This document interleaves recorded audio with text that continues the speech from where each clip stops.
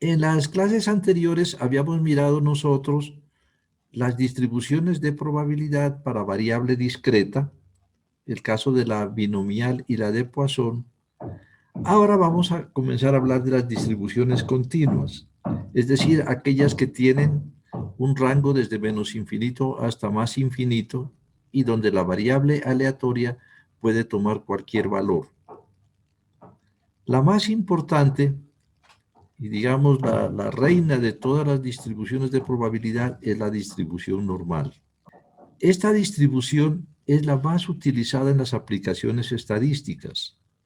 Su propio nombre indica la extendida utilización justificada por la frecuencia o normalidad con la que ciertos fenómenos tienden a parecerse en su comportamiento a esta distribución. Muchas variables aleatorias continuas presentan una función de densidad cuya gráfica tiene forma de campana.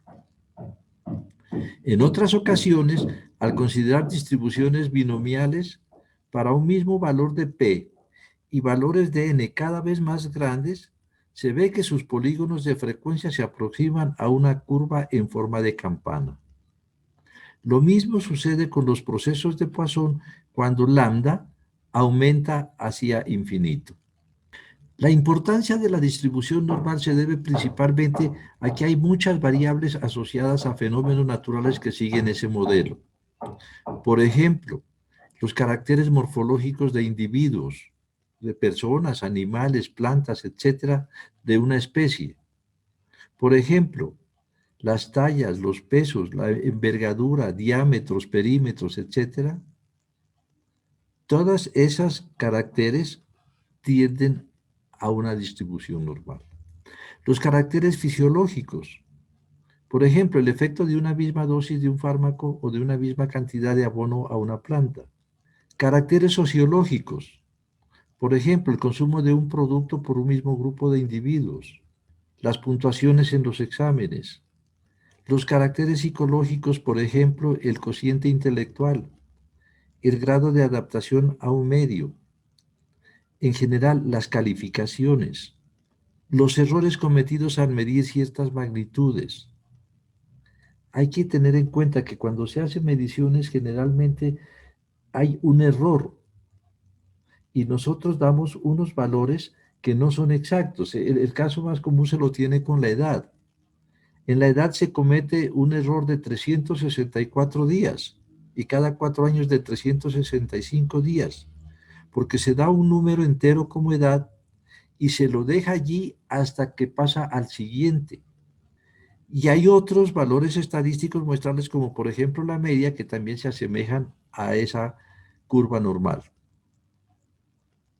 Otras distribuciones, como la binomial o la de Poisson, ya lo dijimos, se pueden aproximar a la normal.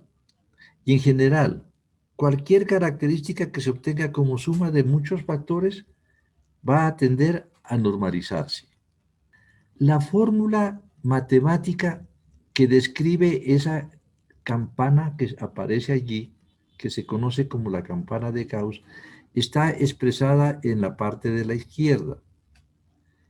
X es la variable aleatoria, lógico, ¿sí? Entonces tenemos que f de x es igual a 1 sobre sigma raíz de 2pi e a la menos un medio x menos mu sobre sigma, eso elevado al cuadrado. Entonces, pues es una fórmula un poco compleja.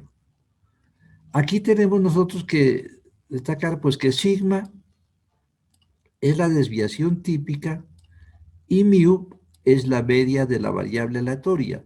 Pi es una constante. Entonces, ¿qué sucede? Miren, cuando se miraba que había muchos elementos que tenían un comportamiento donde la mayoría de elementos se sitúan hacia el centro y hay pocos a los extremos, entonces se pidió a los matemáticos que encuentren una función que describa ese comportamiento, es decir, que tenga la forma de campana y que al mismo tiempo sea una función de probabilidad. Eso significaba de que no podía tomar valores negativos. Por eso, si ustedes observan el gráfico, la curva está por encima del eje de las X. Y lo otro es que el área bajo la curva, que viene dado por la integral, sea igual a 1. que son los requisitos para que haya una función de probabilidad. Ahora, esta campana de Gauss queda completamente definida por los dos parámetros que son la media y la desviación típica. Por eso, pues la forma de expresarla más común es como n y entre paréntesis mu y sigma, es decir, media y desviación típica. Entonces, si observan el gráfico, la media se ubica en el centro. Y entonces, al cambiar la media, naturalmente esa curva se va a correr a la derecha o a la izquierda.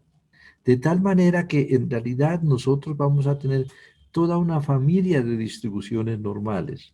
Para que cada media va a haber una distribución normal por la ubicación. Y también la desviación típica, como lo veremos más adelante, nos indica el apuntamiento. Es decir, mientras mayor sea la desviación típica, más achatada es la curva. Propiedades. La primera propiedad, pues que es la lógica, si nosotros la miramos allí, esta curva tiene en el centro la media y por definición, pues ahí también va a tener la mediana y la moda. Es decir, que las tres medidas de tendencia central coinciden en el centro. Esta curva es asintótica al eje de abscisas. Quiere decir que se acerca mucho al eje X, pero no lo toca. Por ello, cualquier valor entre menos infinito y más infinito es teóricamente posible. Como ya lo dijimos anteriormente, el área total bajo la curva es 1 por ser una función de probabilidad. Es simétrica con respecto a su media. Por lo tanto, para este tipo de variables existe una probabilidad del 50% de observar un número mayor que la media y también hay una probabilidad del 50% de observar un número menor que la media. La distancia entre la línea trazada en la media y el punto de inflexión de la curva es la desviación típica. Es decir, mirando el gráfico, donde está mu más sigma, es donde se encuentra el punto de inflexión, es decir, donde la curva cambia de ser descendente a ascendente. Y existe el simétrico ahí enfrente, que sería mu menos sigma, donde también la curva siendo ascendente comienza a descender. La forma de la campana de Gauss depende de los parámetros media y desviación típica. La media indica la posición de la campana, de modo que para diferentes valores la gráfica es desplazada a lo largo del eje horizontal. Por otra parte, la desviación estándar determina el grado de apuntamiento de la curva. Cuanto mayor sea su valor, más se dispersarán los datos en torno a la media y la curva será más plana. Es decir, ustedes supónganse de que esto que está aquí encerrado entre la curva y el eje horizontal es un globito lleno de aire, de tal manera que si nosotros hacemos una presión en el centro para achatarlo, automáticamente ese aire se va a desplazar a las colas. Que disminuya la altitud en el centro implica que aumente la altitud en las colas. Y caso contrario, si nosotros hacemos una presión en las colas para disminuir esa área, automáticamente esta se va a concentrar en el centro y la curva va a ser más puntiaguda. La función acumulada. F mayúscula de X, pues es la probabilidad de que la X tome valores menores o iguales a uno determinado. En este caso viene dado por la integral desde menos infinito hasta X de la función. Y esa vendría a ser la probabilidad. Entonces, ¿qué sucede? Miren, nosotros pues tendríamos que cada vez que vamos a medir una probabilidad encontrar integrales. Y eso no es para nosotros porque no estamos en una carrera de matemática pura. Entonces necesitamos buscar un mecanismo que nos facilite encontrar esas integrales. Y entonces para ello lo que se hace es definir lo que se llama la distribución normal tipificada o estandarizada. Si una variable x con media, con normal mu sigma, nosotros le definimos otra que sea una variable z que tenga como media 0 y como desviación típica 1, A esta variable z la llamamos una variable tipificada. La simbología es universal, todos la simbolizan con z. Esa z es igual a x menos mu sobre sigma. Entonces, ¿qué es lo que hacemos? Miren, al tener una media 0 y una desviación típica 1, la ecuación que teníamos en la página anterior ahora se convierte en que f de z es igual a 1 sobre la raíz de 2pi e a la menos 1 medio z al cuadrado. Porque z sería z menos la media que es 0, nos queda z sobre la desviación típica que es 1, z. Y esta función pues es muy fácil de encontrar el resultado de la integración, porque 1 sobre raíz de 2pi es una constante que se la puede sacar. Y la e, aquí tendríamos una expresión de la forma e a la menos a por z al cuadrado, también tiene una forma de integración muy particular. De tal manera que nosotros vamos a utilizar la distribución normal tipificada para poder encontrar valores de la probabilidad. ¿Qué características tiene esta distribución normal estandarizada o tipificada? Pues que no depende de ningún parámetro. Simplemente son valores absolutos. En el centro está el cero. Por consiguiente, los valores a la izquierda son negativos y los valores a la derecha positivos. Como la desviación típica es 1, los puntos de inflexión son 1 y menos 1. La altura máxima se la tiene para, como pues está en el gráfico, para z igual a 0. Pero lo más importante es la simetría. Si yo tengo un valor, en este caso tomo como ejemplo el 1, quiere decir que a la misma distancia con respecto al 0 existe el simétrico, de tal manera que el área que hay a la parte derecha entre 0 y 1 es la misma que hay entre menos 1 y 0. En el dibujo que se tiene, podemos observar que el área que está entre el 0 y el 2 es igual al área que se encuentra entre el menos 2 y el 0. Así como también podemos observar que el espacio que queda en blanco entre 2 y 3 tiene la misma área que el espacio que está en blanco entre menos 3 y menos 2. Esa simetría es la que vamos a utilizar para las lecturas en la tabla. Ahora, ¿qué es lo que tenemos que hacer nosotros? Pues nosotros en general vamos a trabajar con unas variables X. Una variable X que va a tener una media cualquiera y una desviación típica cualquiera. Pero para poder hacer la lectura de la probabilidad, vamos a tipificarla, convertirla en Z, mediante la expresión Z igual a X menos mu sobre sigma. Vamos entonces a mirar cómo hacer lecturas de probabilidades con una tabla de la distribución normal tipificada. En su curso tienen ustedes las tablas de las distribuciones y allí aparece lo que tienen en pantalla. Naturalmente más completo acá está recortado para que nos alcance. Esa tabla que vamos a utilizar hace lecturas de valores de z desde menos infinito hasta un punto positivo.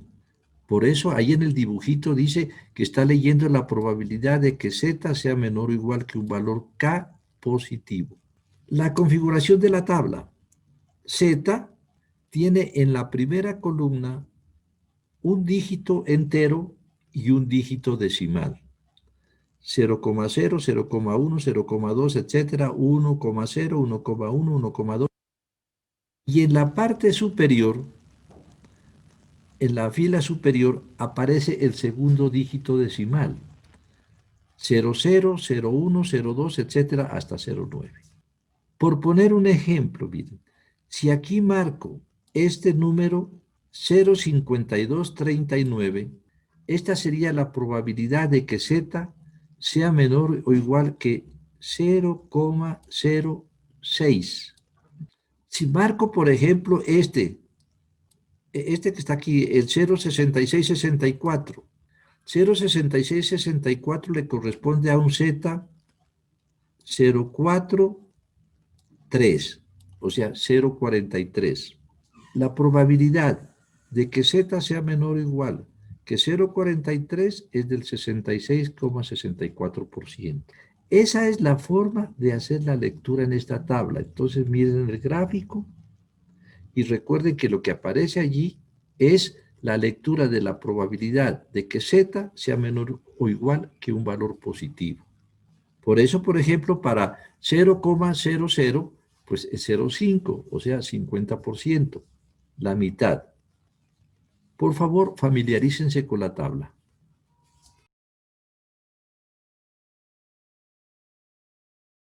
Estos ejemplos. La lectura que tenemos es la probabilidad de que z sea menor o igual que k, donde k es un valor positivo. Eso lo vamos a simbolizar como la tabla para k. Es una forma muy sencilla como para resolver ejercicios, ¿sí? Por ejemplo, si me piden la probabilidad de que z sea menor o igual que 0,28, cómo vamos a expresar esto? Pues esto simplemente lo vamos a expresar, ¿sí? Como la tabla para 0,28. Entonces tenemos que ir a nuestra tabla y hacer la lectura. 0,28, aquí tenemos el valor para 0,28, 0,6103. Entonces aquí este valor va a ser 0,6103. Como la distribución es simétrica, decir que la probabilidad de que z sea menor o igual que k equivale a la probabilidad de que z sea mayor o igual que menos k, por simetría. Entonces, lo que tenemos aquí nosotros, ¿sí? La probabilidad de que z sea menor o igual que 0,28 es lo mismo que la probabilidad de que z sea mayor o igual que menos 0,28. En el ejemplo que tenemos allí, la probabilidad de que z sea mayor o igual que menos 0,10, entonces simplemente lo podemos expresar nosotros como la tabla para 0,10 y hacemos la lectura. La tabla para 0,10 sería 0,5398. Otro caso muy común tiene que ver con el complemento. Entonces, por ejemplo, me piden que encuentre la probabilidad de una cola. La tabla me lee desde menos infinito hasta un punto positivo, pero puede ser que lo que me piden es que encuentre el área de la cola derecha. En ese caso me estarían preguntando por la probabilidad de que z sea mayor que k. Y entonces para encontrarlo, lo que tendríamos que hacer es tomar la probabilidad total, que es 1, y a 1 restarle el valor de la tabla. Por eso dice, la probabilidad de que z sea mayor que un número positivo es igual a 1 menos la tabla para el valor. En el caso que tenemos como ejemplo del lado derecho, la probabilidad de que z sea mayor que un número positivo 1,64. Entonces, esto va a ser igual a 1 menos el valor de la tabla para 1,64. Hacemos la lectura y entonces simplemente nos queda 1 menos el valor que encontremos en la tabla para 1,64. También aquí se aplica la simetría. Y entonces por simetría, la probabilidad de que z sea mayor que un número positivo equivale a la probabilidad de que z sea menor que un número negativo. Estos dos se configuran allí de tal manera que tenemos dos casos, ¿no? El primero es que z sea menor o igual que un positivo, es lo mismo que z sea mayor o igual que un negativo. Por lógica, entonces, que z sea mayor que un positivo es lo mismo que z sea menor que uno negativo. Otro caso muy frecuente, la probabilidad de que z esté entre dos valores negativos, perdón, positivos. Allí tenemos la probabilidad de que z esté entre A y B. ¿Cómo haríamos esto? Que z esté entre A y B. Miremos el gráfico.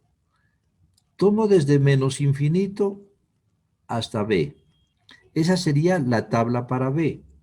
Y a eso le resto desde menos infinito hasta A, que sería la tabla para A. Por eso, si ustedes observan, aquí dice, la probabilidad de que Z esté entre dos valores positivos es la tabla para el mayor menos la tabla para el menor. En el ejemplo que aparece allí, la probabilidad de que Z esté entre 2.2 y 2.9 sería igual a la tabla para el mayor, que es 2.9, menos la tabla para el menor.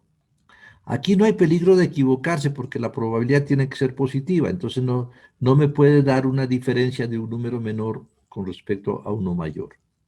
Y otro caso muy frecuente es encontrar la probabilidad de que Z esté entre un valor negativo y uno positivo. ¿Cómo encontramos nosotros esta probabilidad? Tendríamos que hacer lo siguiente. Tomamos desde menos infinito hasta B, o sea, la tabla para B. Y a eso le restamos desde menos infinito hasta un valor negativo. Esa lectura desde menos infinito hasta un valor negativo ya la tenemos acá. Miren, es esta que aparece aquí, la probabilidad de que Z sea menor o igual que K, que es 1 menos la tabla. Entonces nos quedaría la tabla para B menos 1 menos la tabla para A. Y entonces eso simplemente se convierte en la tabla para A más la tabla para B menos 1.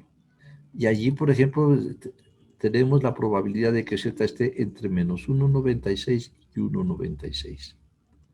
Entonces, por favor, tomen su tabla y completen los valores del lado derecho de la gráfica. Recordemos lo siguiente. Primero, la tabla que utilizamos nos da una lectura desde menos infinito hasta un valor positivo.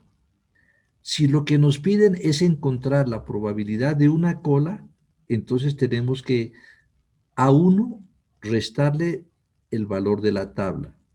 Si nos piden encontrar una probabilidad de un área entre dos valores positivos, a la tabla para el mayor le restamos la tabla para el menor.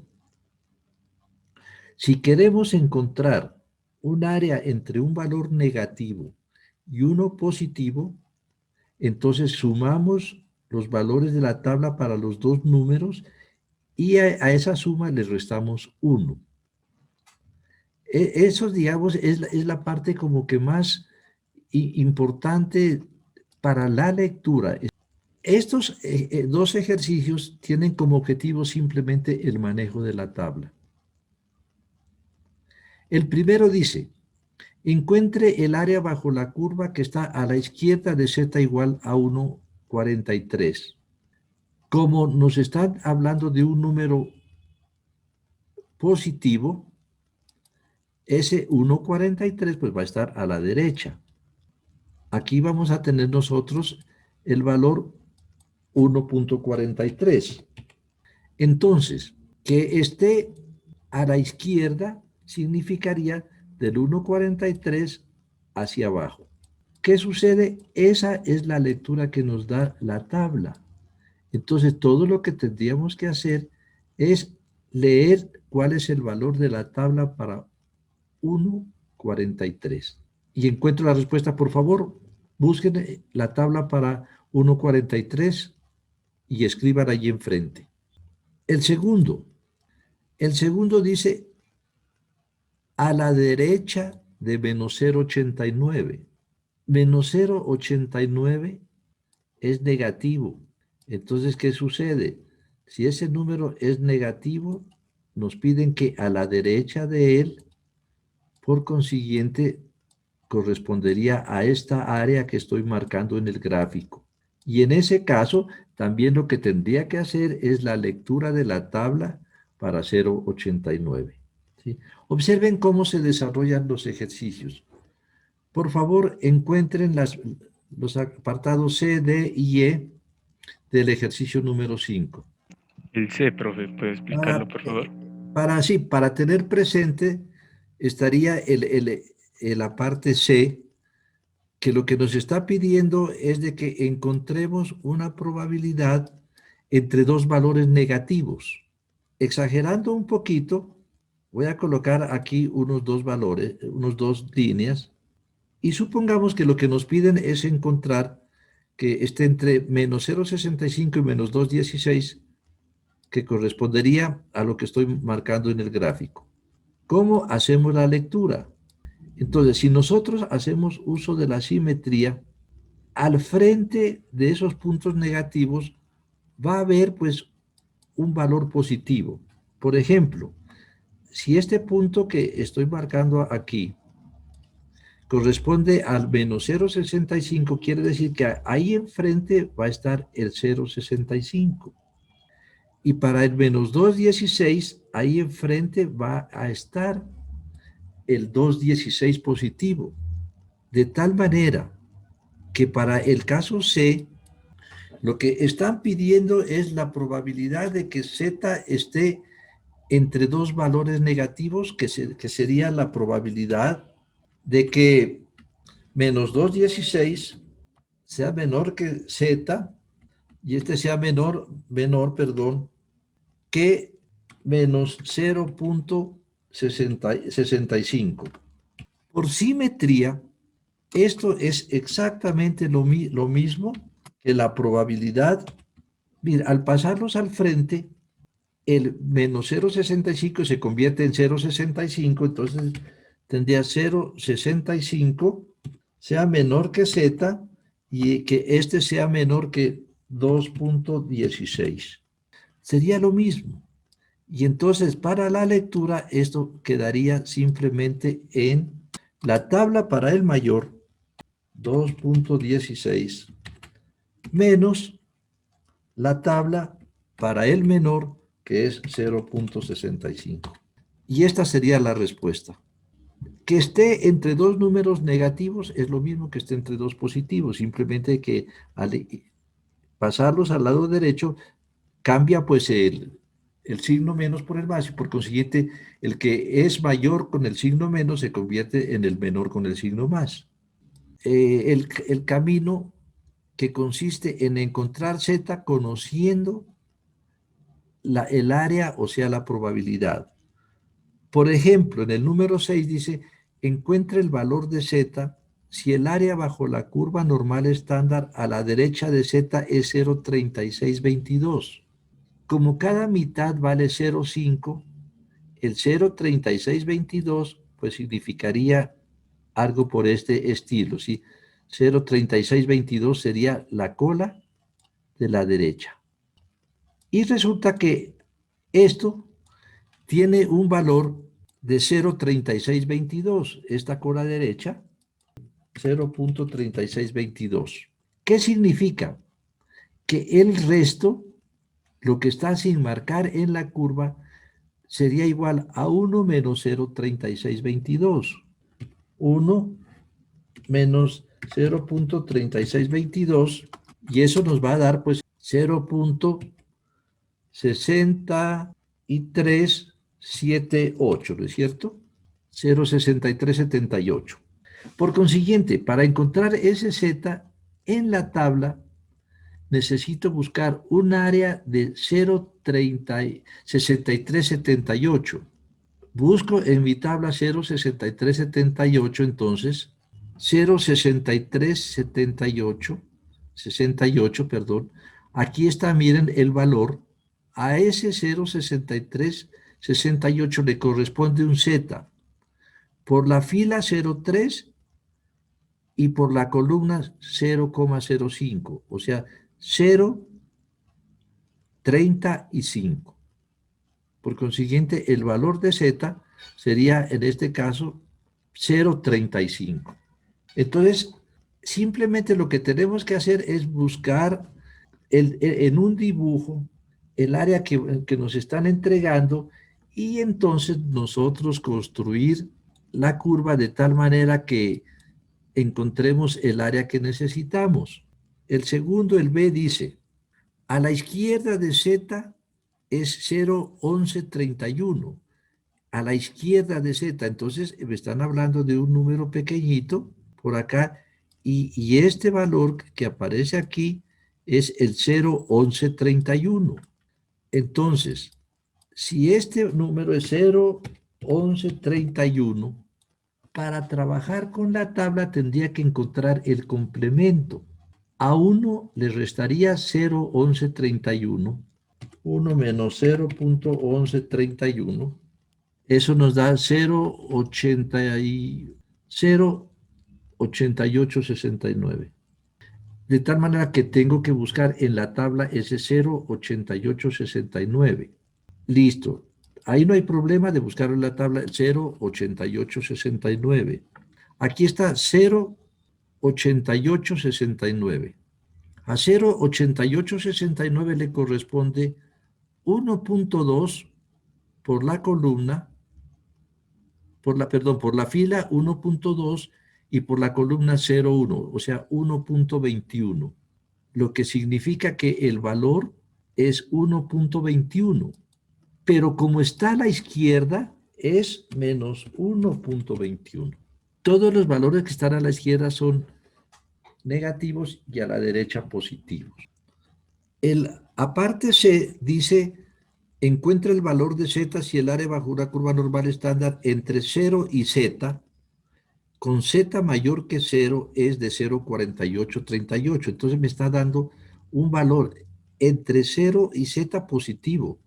Entonces lo que me está diciendo es de que entre 0 y un valor positivo, esa es la que vale 0,4838. Entonces, ¿cómo hago la lectura en la tabla? Si este pedazo que acabo de marcar vale 0,4838 y la mitad que está a la izquierda vale 0,5, quiere decir que el área que tengo que buscar en la tabla es 0,5 más 0,4838. 0,9838. Porque es que recuerden que la lectura de la tabla es desde menos infinito hasta un valor positivo. Les repito, pues en este caso, miren, tendría que buscar desde menos infinito hasta la línea vertical negra, y eso suma 0,9838. Ese 0,9838 lo buscamos en nuestra tabla. Aquí aparece, le corresponde un Z por la línea de 2,1 y por la columna de 0,04, que me queda 2,14. De tal manera que el valor de este Z que está aquí es de 2,14. Como está a la derecha, es positivo. En el último ejercicio de esta parte dice, entre menos Z y más Z, o sea, simétrico, con Z mayor que 0 es de 95%. Ese ejercicio es el que hicimos anteriormente y el que nos dio un valor de Z de 1,96. Bueno, entonces miren, ¿no?, que hay mucho para hacer en el manejo de la tabla, pero lo fundamental es que hay que tener la tabla a mano.